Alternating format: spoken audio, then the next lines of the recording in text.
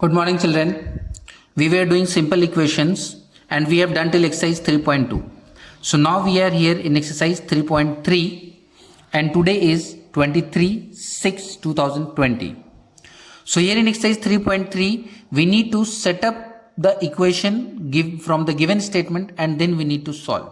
हम लोग अपने अर्लियर क्लासेस में पहले गिवन स्टेटमेंट से इक्वेशन बनाना भी सीखे हैं और इक्वेशन को सॉल्व करना भी सीखे हैं।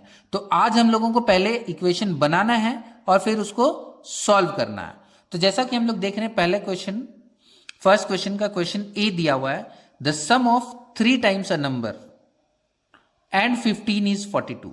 तो बोला गया the sum of 3 times a number, किसी नंबर का 3 टाइम्स में अगर 15 ऐड करेंगे तो result is 42। We need to find the number.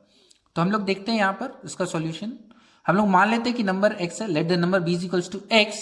तो अकॉर्डिंग टू द क्वेश्चन, जैसा कि हम लोग को क्वेश्चन में बोला गया है the sum of 3 times a number, यानी नंबर हम लोग x लिए थे तो 3x हो गया, एंड 15 उसमें 15 ऐड करें यानी 3x plus 15 result is 42 equals to 42। ये इक्वेशन मिलेगा हम लोगों को और इस इक्वेशन को हम लोगों को सॉल्व करना है और x का वैल्यू फाइंड करना है। इसी में क्वेश्चन 1 का क्वेश्चन सी अगर हम लोग देखेंगे तो यहां बोला गया है the sum of 3 consecutive even numbers. क्या बोला गया? The sum of 3 consecutive even numbers. तो यहां पे सबसे पहले हम लोग को जानना होगा कंसेक्यूटिव इवन नंबर क्या होता है। तो कंसेक्यूटिव का क्या मतलब होता है? कंसेक्यूटिव का मतलब होता है लगातार। तो 3 ऐसा नंबर जो लगातार हो और वो इवन हो, यानी कि 3 इवन नंबर जो लगातार है उनका सम है 276। So you need to find the number. तो इवन नंबर और लगातार मतलब जैसे मान लेते हैं अगर कि पहला नंबर 2 होगा तो उसके नेक्स्ट नंबर क्या होना चाहिए? 4, क्योंकि 5 तो इवन है नहीं। उसके बाद 4 के बाद कौन सा इवन नंबर आएगा? 6। तो इस तरह से 3 इवन नंबर होगा। तो हम लोग मान लेते हैं let the first even number b is equals to x. हमको तो मालूम नहीं कि कौन सा इवन नंबर है, तो मान ली कि पहला नंबर x होगा। तो दूसरा इवन नंबर क्या होगा? x plus 2। x प्लस 2 क्यों? क्योंकि 2 इवन नंबर के बीच का डिफरेंस हमेशा 2 आएगा। 2 इवन कंसेक्यूटिव नंबर्स के बीच का डिफरेंस हमेशा 2 आएगा। जैसा कि हम लोग अभी देखे थे, एग्जांपल लेते 2, 4, 6, तो कितने का डिफरेंस हो रहा था? 4 माइनस 2, 2, 6 माइनस 4, 2। तो कोई भी 2 कंसेक्यूटिव इवन नंबर के बीच का डिफरेंस हमेशा 2 आएगा। तो मान ली कि पहला नंबर x है तो दूसरा x प्लस 2 होगा, और दूसरा अगर x प्लस 2 है तो तीसरा क्या होगा? दूसरे वाले में फिर 2 ऐड करेंगे, यानी x प्लस 2 में फिर 2 ऐड करेंगे तो मिलेगा x प्लस 4। और हम लोगों को इक्वेशन में बोला गया है the sum of 3 consecutive even numbers. ये जो 3 कंसेक्यूटिव इवन नंबर लिए हैं इनका सम इज इक्वल्स टू 276, यानी कि according to the question x plus x plus 2 plus x plus 4 will result in 276।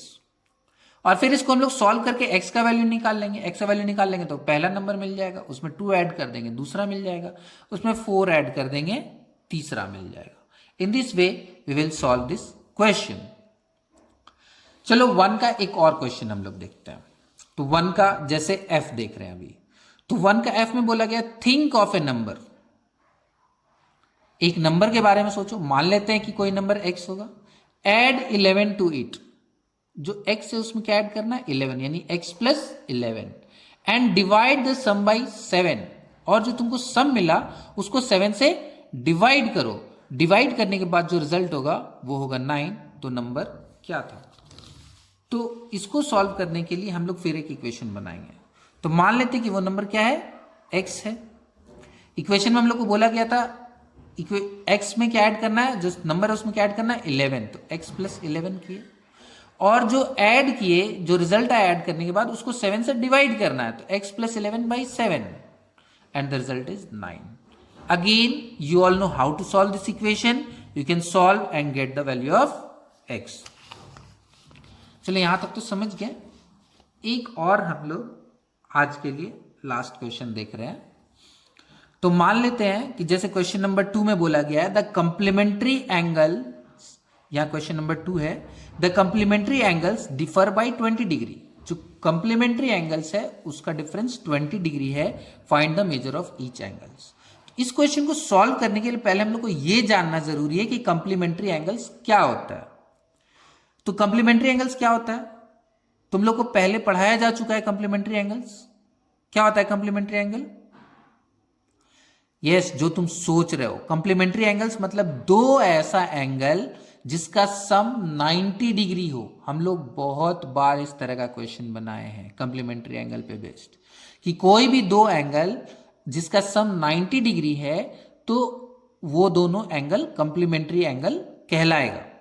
तो अगर मान लो कि कोई दो एंगल कंप्लीमेंट्री एंगल है ए और बी, और एक एंगल ए का वैल्यू 30 डिग्री दिया हुआ है, तो दूसरा एंगल क्या होगा? दोनों का सम 90 होना है, तो 90 से एंगल ए को घटा देंगे तो एंगल बी मिल जाएगा, यानी एंगल बी हो जाएगा 90 माइनस 30 60। तो उसी तरह से इस क्वेश्चन को यहां पे सॉल्व करने के लिए हम लोग इसी कंसेप्ट को यूज करेंगे।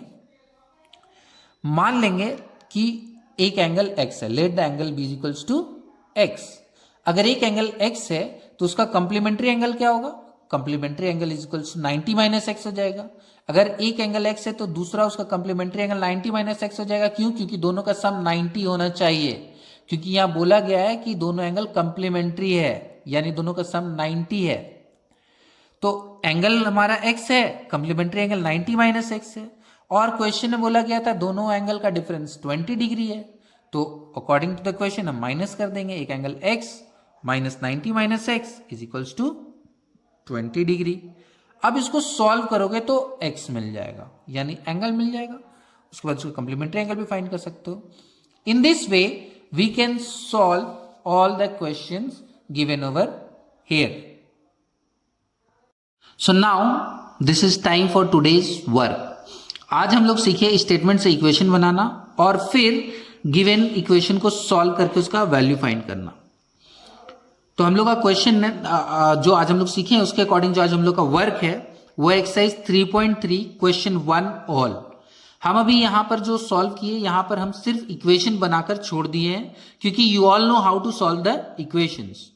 तो इसका मतलब है कि तुम लोग को घर में ऐसा नहीं करना है। At home you all need to frame the equation and then solve them properly to get the value. So today's work is exercise 3.3 question number 1 all and question number 2. I feel you all have understood what to do and how to do for today's work. Thank you everyone. Thank you again.